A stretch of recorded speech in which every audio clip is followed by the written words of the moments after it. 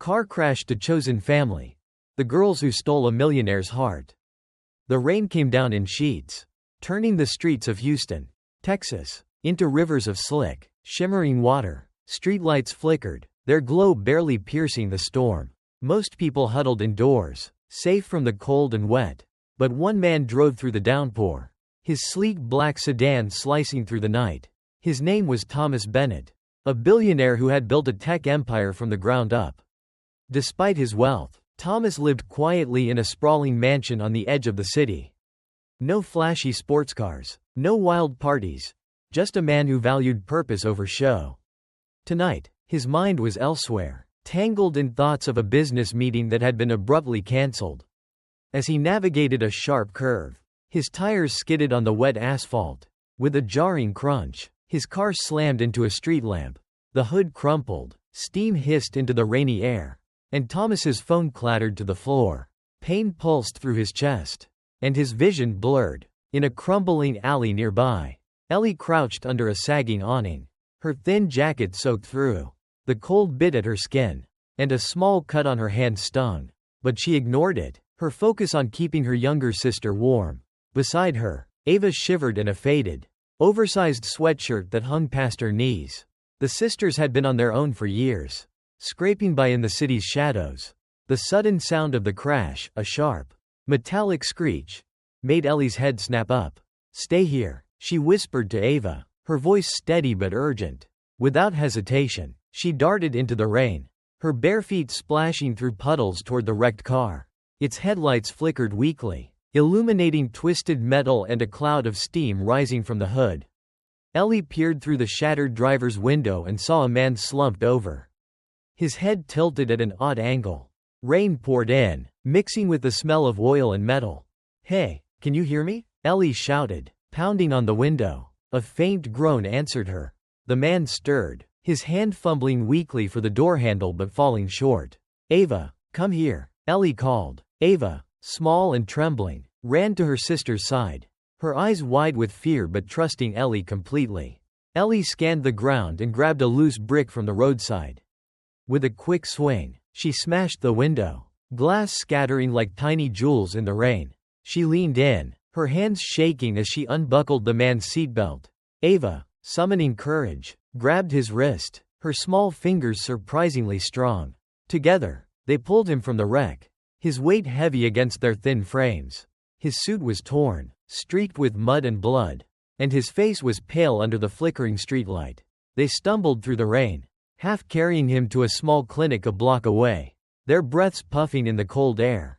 Thomas Bennett, usually sharp in tailored suits and commanding boardrooms, was unrecognizable. His clothes were ruined, his face smeared with grime, and his mind foggy with pain. He mumbled incoherently, barely aware, as Ellie and Ava guided him into the clinic. Inside, the air was warm and smelled of antiseptic, a stark contrast to the storm outside. The sisters collapsed onto a cracked vinyl bench, their wet clothes clinging to their skin, leaving small puddles on the floor. Ava leaned against Ellie, her voice barely a whisper. "Is he gonna be mad we broke his car?" Ellie shook her head, her eyes fixed on the clinic door where the nurses had taken the man. "He'd be in trouble if we didn't help," she said, her voice firm but kind. Deep down, a strange feeling stirred in her chest, like this wasn't just a random moment but the start of something bigger. A nurse emerged, her face tired but gentle. "He's stable now, thanks to you two. Are you girls okay?" Ellie nodded quickly. "We're fine," but her mind was racing. She couldn't stop thinking about the man's face, his helplessness, and the way he'd looked at them with something like gratitude. In a hospital room later, Thomas woke under harsh fluorescent lights. His head throbbed, and his body felt like it had been through a fight. Memories of the crash came back in fragments, the rain, the skid, and two young voices pulling him back from the edge. He turned his head and saw two girls by the window. Ellie, about 12, had sharp, guarded eyes that seemed to carry years of worry. Ava, younger and shy, clutched her oversized sweatshirt like a lifeline. "Thank you," Thomas rasped, his throat dry. A nurse nearby explained, "These girls found you. We couldn't reach any family." The words hit Thomas like a wave. His life had been so focused on work, deals, contracts, schedules, that he'd built walls around his heart. Now, those walls cracked, and something warm seeped in. "Bring them in," he told the nurse, his voice stronger. When Ellie and Ava entered, Ellie stood in front of her sister, her arms crossed like a shield. "I'm Thomas Bennett," he said gently. "Who are you?" Ellie hesitated, sizing him up. "I'm Ellie. This is Ava," she said, her voice tough but tired. Thomas studied them, seeing strength he couldn't fathom. They were just kids, but they'd faced hardships he'd never known. "You saved my life," he said, more a fact than a question. Ellie shrugged, her face unreadable. "You were hurt. We did what we had to." Ava's small voice piped up. "Are you okay now?" Thomas managed a weak smile and nodded. For a moment, the sterile hospital room felt alive, like the beginning of something none of them expected. Over the next few days, Thomas recovered in the hospital, but his mind was restless. Ellie and Ava's faces haunted him, their courage, their thin frames, their quiet strength. His life, so carefully planned in boardrooms and business trips, felt empty. He lived in a huge mansion, but it was cold and quiet, a place to sleep rather than a home. He wanted to help these girls, to give them safety and a chance. He tracked them down at the clinic, where they were waiting for a free meal program.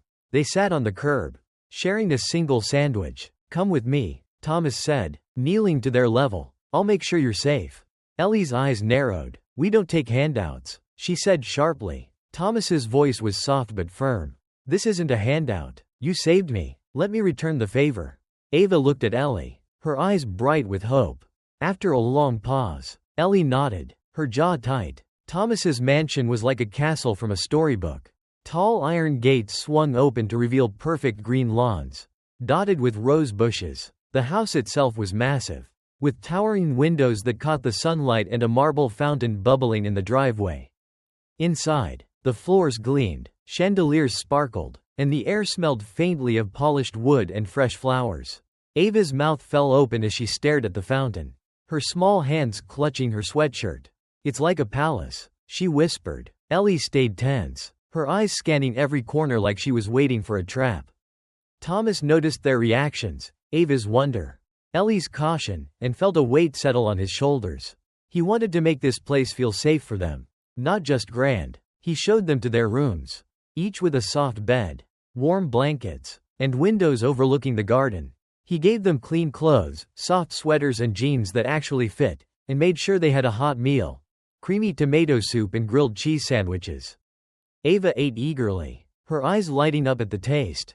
Ellie picked at her food, watching Thomas carefully. That night, in a cozy sitting room with a crackling fireplace, Ava pointed to a shiny coffee machine on the counter. "What's that do?" she asked. Thomas chuckled. "It makes coffee, but I'm terrible with it. Do you know how?" Ava's small fingers danced over the buttons, and in minutes, a perfect cup of coffee steamed in front of them. Thomas clapped, genuinely impressed. "You're a pro." Ava blushed, a shy smile spreading across her face. Ellie watched, her guard softening just a little. Life at the mansion wasn't perfect right away. The girls' past clung to them like damp clothes. Ellie flinched at loud noises, and Ava sometimes woke up crying, calling for their mom. Thomas learned bits of their story. They'd lost their parents years ago and had been on their own since, moving from shelters to alleys. He bought sketchbooks for Ellie, who loved to draw, filling pages with pictures of flowers and city streets. For Ava, he got storybooks, and she'd read them aloud in her soft voice, her eyes bright with wonder.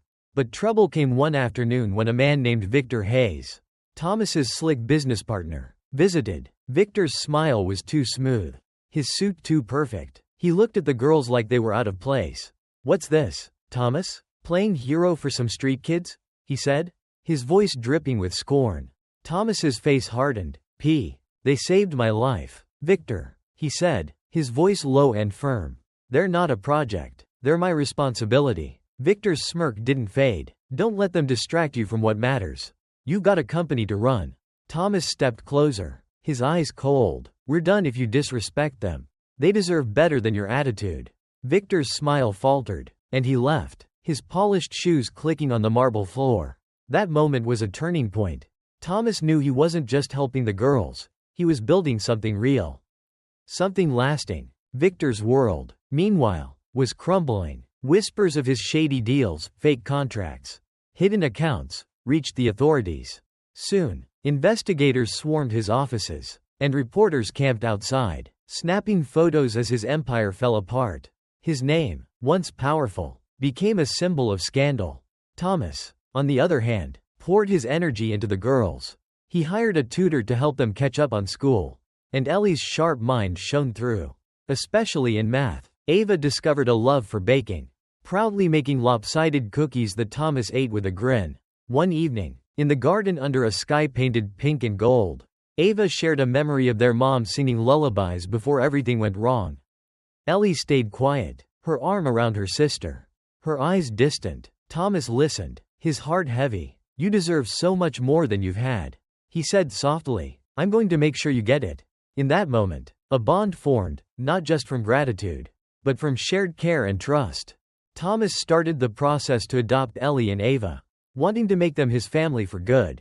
He worked with lawyers, filling out endless forms, but every step felt worth it.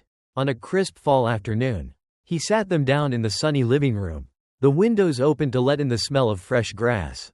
"You're my family now," he said, his voice thick with emotion. "This is your home, and I'll never let you go." Ellie, who rarely showed her feelings, looked at him with shining eyes. "Thank you," she whispered. Ava threw her arms around him, her voice muffled against his shirt. "I love it here." Thomas hugged them both, his heart full in a way he'd never known. Life in the mansion changed. The house, once silent and cold, was alive with noise, laughter, the clatter of dishes, the soft hum of Ava reading aloud. They started traditions. Friday night dinners where they told stories and played silly games.